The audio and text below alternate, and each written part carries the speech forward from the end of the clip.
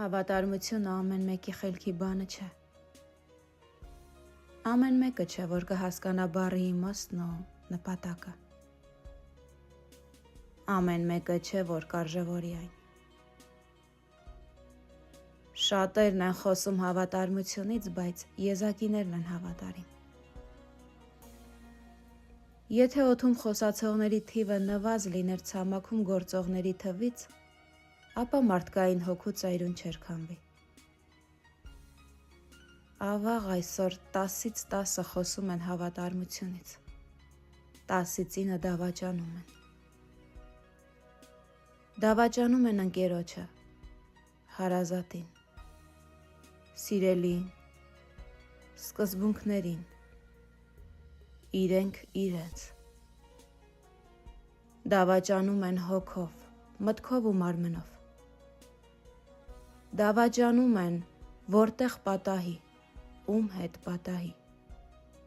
ինչպես պատահի։ Անունն էլ դնում փրկություն, ձանձրույթից ազատում, ներշնչանք։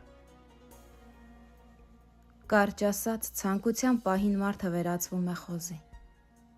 միայն թե բավարարի իր անասնական բնազդը, կշտացնի հոգու սովն ու լցնի մտքի դատարկությունը։ Թերհաս հոգեբանություն ունեցողներին այդպես էլ անհաս կմնա արժանապատվության զգացումը։ Նրանք այդպես էլ չեն հասկանա, որ ներշնչանքը կյանքի պայքարի մեջ է, ոչ թե նորի ու նորերի։ Փրկությունն Աստծո մեջ է, ոչ թե հարմար տարբերակի ու ամեն պատահածի։ Իսկ ձանձրույթը ներսից է։